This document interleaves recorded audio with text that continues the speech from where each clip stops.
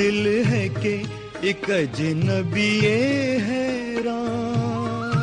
Value ورسٹی میں ہم اپنے تمام سننے والوں کو خوش آمدید کہتے ہیں. میں ہوں آپ کا میزبان شارق علی. آج کی اس گفتگو کا محور مجید امجد کی شاعری ہے، اور خاص طور پر یہ بات کہ اسے اردو جدید نظم کے حوالے سے آفاقی قدروں کا شاعر کیوں کہا جا سکتا ہے. ہمارے ساتھ شریک گفتگو ہوں گی ڈاکٹر مہر افشاں فاروقی صاحبہ. آپ اس پروگرام میں نہ صرف ہماری گفتگو سے لطف اندوز ہوں گے بلکہ تحت اللفظ میں پڑھی گئی مجید امجد کی چند نظموں سے بھی آپ کا تعارف ہوگا. آج ہماری خوش قسمتی ہے کہ ہمارے ساتھ مجید امجد کے بارے میں شریک گفتگو ہیں ڈاکٹر مہر افشاں فاروقی صاحبہ. Doctor Farooqi university of Virginia میں اردو اور ایشین سٹڈیز کے ڈپارٹمنٹ میں ایسوسیٹ پروفیسر ہیں. کئی کتابوں کی مصنفہ ہیں. Anthology of modern Urdu literature اور محمد حسن عسکری صاحب کے بارے میں ایک کتاب انہوں نے مرتب کی ہے. مجید امجد کی شاعری کے حوالے سے انہوں نے بہت مارکت الآراء آرٹیکلز لکھے ہیں، اور ابھی ایک طویل آرٹیکل لکھا ہے جو کہ پبلش ہونے والا ہے.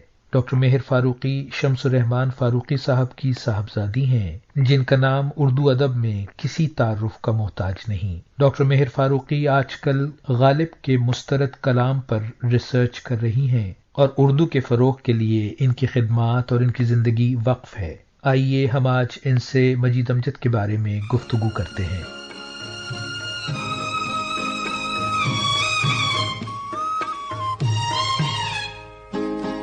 دل ہے کہ ایک اجنبی حیران.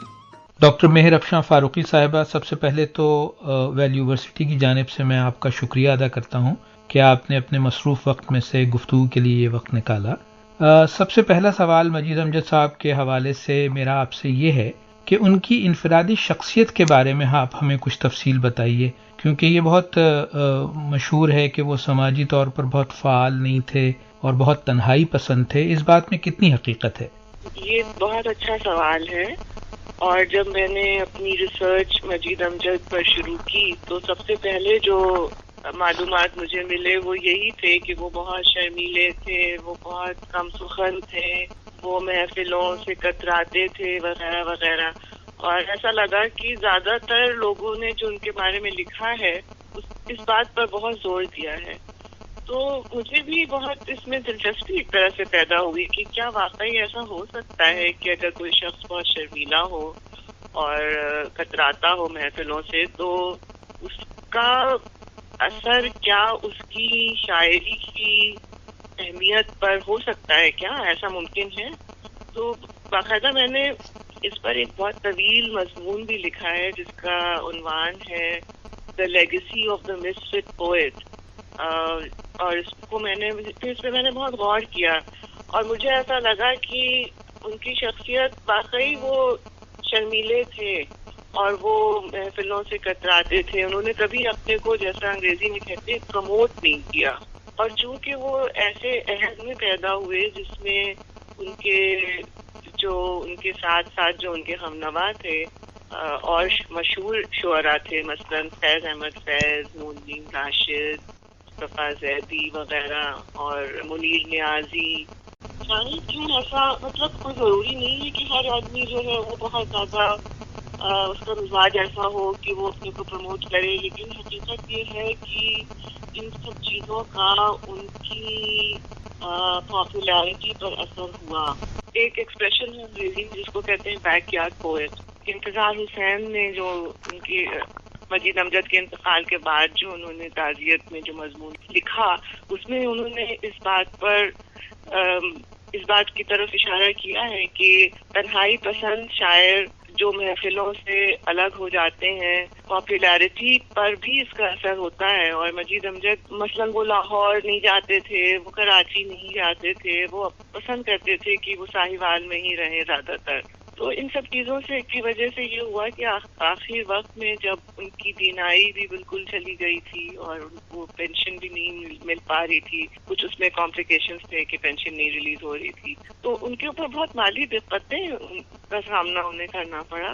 اور اس زمانے میں جو لوگ تھے جو ان کے قریب تھے، جن کو ان کی مدد کے لیے جانا چاہیے تھا، انہوں نے ایسا ان کی مدد نہیں کی، اور ان کے انتقال کے بعد لوگوں نے بہت شور مچایا ہے کہ ابھی وہ تو اتنی جلدی ہمیں چھوڑ کے چلے گئے اور اتنے بڑے شاعر تھے، لیکن جب وہ زندہ تھے اور جب انہیں پریشانیاں تھیں اس وقت وہ سب لوگ کہاں تھے؟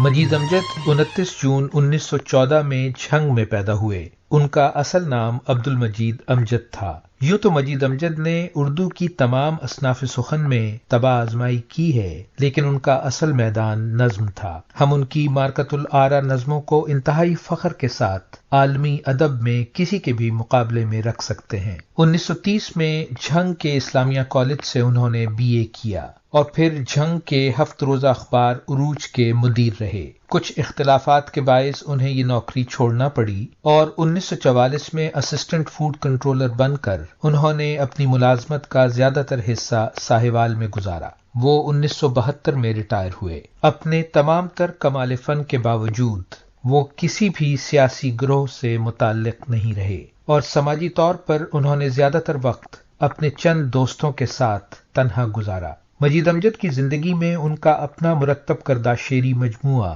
شب رفتہ 1958 میں چھپ کر آ گیا تھا۔ اس مجموعے نے ادبی میدان میں ان کی شناخت کو اجاگر کر دیا تھا، لیکن کسی روایتی ادبی مرکز اور سیاسی گروہ میں شامل نہ ہونے کی وجہ سے ادبی حلقوں نے انہیں وہ اہمیت نہیں دی کہ جس کے وہ مستحق تھے۔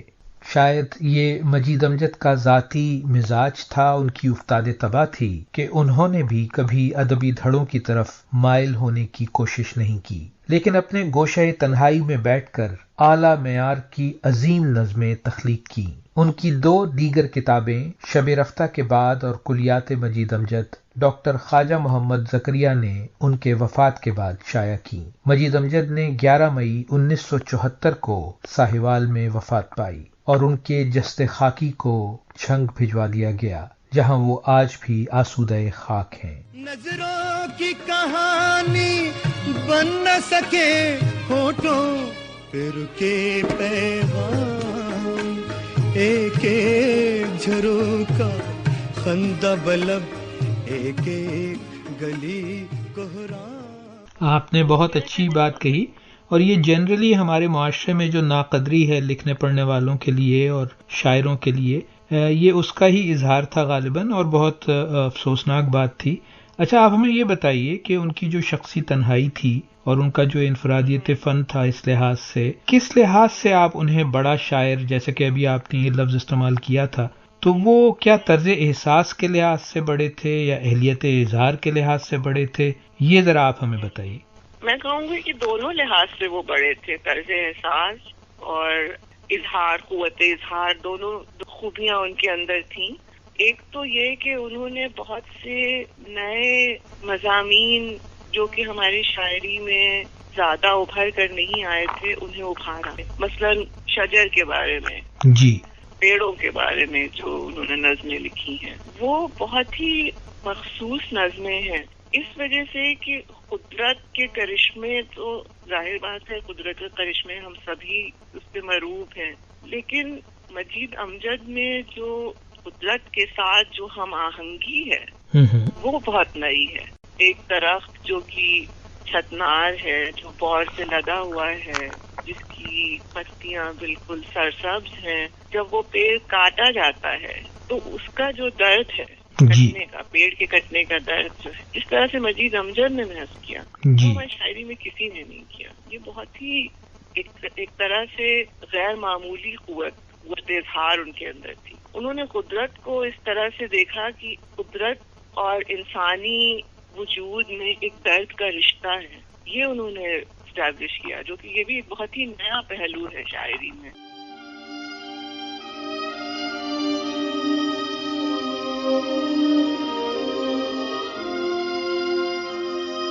توسیع شہر 20 برس سے کھڑے تھے جو اس گاتی نہر کے دوار، جھومتے کھیتوں کی سرحد پر باقے پہرے دار، گھنے سہانے چھاؤں چھڑکتے بور لدے چھتنار، 20,000 میں بک گئے سارے ہرے بھرے اشجار، جن کی سانس کا ہر جھونکا تھا ایک عجیب طلسم، قاتل تیشے چیر گئے ان ساونتوں کے جسم، گری دھڑام سے گھائل پیڑوں کی نیلی دیوار، کٹتے ہے کل جھڑتے پنجر چھٹتے برگ و بار، سہمی دھوپ کے زرد کفن میں لاشوں کے انبار۔ آج کھڑا میں سوچتا ہوں اس گاتی نہر کے دوار، اس مقتل میں صرف ایک میری سوچ لہکتی ڈال، مجھ پر بھی اب کاری ضرب اے آدم کی آل۔